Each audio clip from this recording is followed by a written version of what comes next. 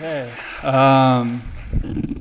Everyone always says that I'm supposed to picture you guys naked. It's supposed to calm my nerves, right? But that would just be another day at work for me. So, okay. Greetings and congratulations to the Parsons graduating class of 2014, and to all the teachers and families of these young photographers. Thank you to the esteemed faculty and administration for inviting me here today. It's truly an honor. To all the proud parents, thank you for supporting your daughters and sons in the arts. Your support of creativity is honorable and beautiful. Sometimes you have to do things in life that you are afraid of. And for me, this speech is definitely one of them. I approached it the only way I know how, as a photographer. In preparation for today, I stopped by to see the space, to scout the room, and to get my bearings. When I got here, I remembered this building from when I was a student. It was the computer lab, and on my way out, I recognized security guard Luis from my time here. There was something so comforting about that to me. It made it seem like I wasn't here so long ago. In my 5th year here, yes, I was here in school for 5 years, I took a class with George Pitts. The class was called Nudity, Sexuality, and Beauty in Photography. It had such a big influence on me that I've adhered to those 3 words throughout my entire career.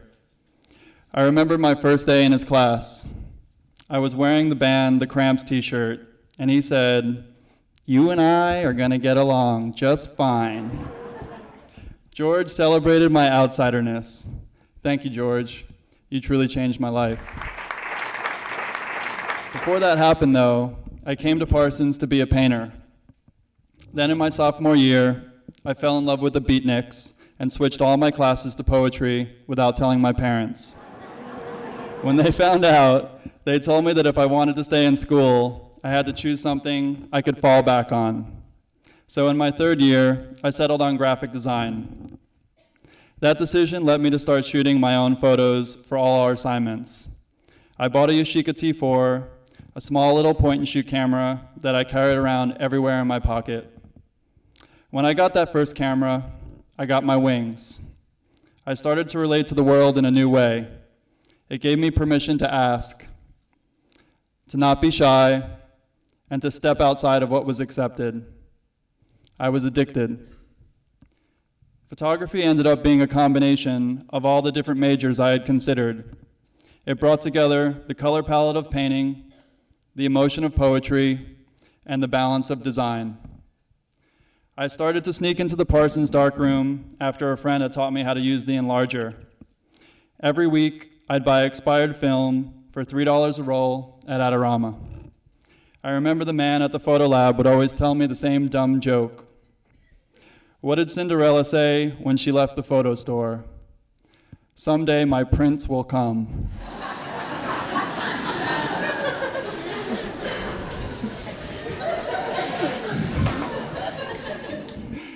I once bought a pack of 50 sheets of 20 by 24 photo paper. It was a big investment at the time, so I knew I couldn't spare a single sheet.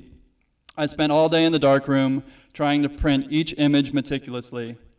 That night when I left the building on 5th Avenue, I had my hands full with the big box of photos, my backpack, and some food. It was so windy, and in an unexpected gust, the top of the box flew off along with all my prints. I watched them billow and spiral down 5th Avenue. Then I spent the next hour trying to collect them. I walked from 11th Street to Washington Square Park and even found some by West Broadway and Houston. Even though I knew they were all dented and ruined, I had to gather them because they were all naked pictures of my friends. So remember, always tape your photo boxes shut. But what I mean nowadays is always password protect your laptops and your cell phones. By my 4th year in school, I was shooting every day and every night. I photographed every little thing, all my food, doorways covered in graffiti, and my friends and roommates. I tortured my first boyfriend, Mark, by capturing each moment of our relationship.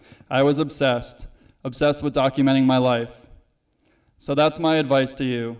Find something to be obsessed with and then obsess over it. Don't compete. Find what's uniquely yours. Take your experience of life and connect that with your knowledge of photographic history. Mix it all together and create an artistic world that we can all enter into. If you only like shooting cell phone photos, then do that.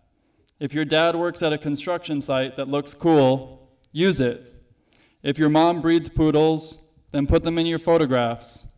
Use the camera to take what you know that others don't, what you can access that others can't, and the people or things you connect with to construct your own world. Be busy. Seek and find a way to do what it is you want to do. Identify what that thing is and do it. Don't stand around too long having conversations about it. Do it. Refine it. Do it more. Try it a different way.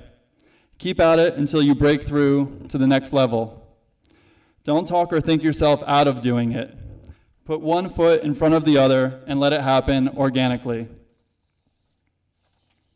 In my last year here, all my friends in the photography program were having their thesis show here at school, but I wasn't a photo major.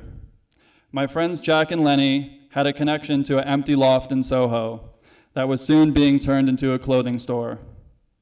They let me hang about 30 poster-sized photos in there, and that was my first show. It was called The Kids Are All Right. I had learned how to make handmade books in my graphic design courses, so I made my own catalog to go along with the exhibition.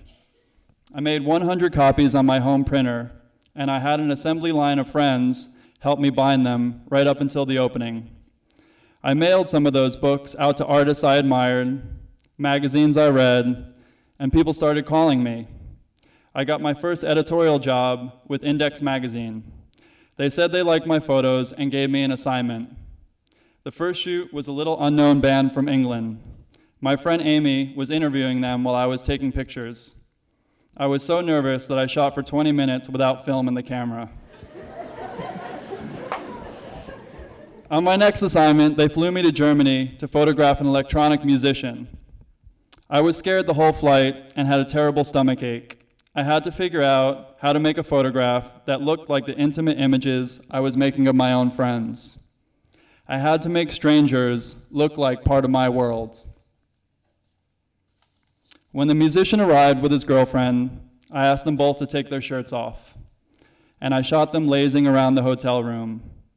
The magazine loved them, and I realized I could make intimate pictures of strangers. It was a breakthrough for me, and I found that most people like being photographed, they like being paid attention to, and being told to do things they normally wouldn't do. I learned that all I needed to do was ask. Say yes to almost everything, and try new things. Don't be afraid to fail, and don't be afraid to work hard. Do your pictures. Don't try and do somebody else's pictures. Don't get lost inside your head, and don't worry what camera you're using. I once heard that the legendary indie director Derek Jarman had 3 rules for making his art films. Show up early, hold your own light, and don't expect to get paid. That always stuck with me. Approach art like it's your job. Show up for photography every day for 8 hours. Take it as seriously as a doctor would medicine. Take photos of everything.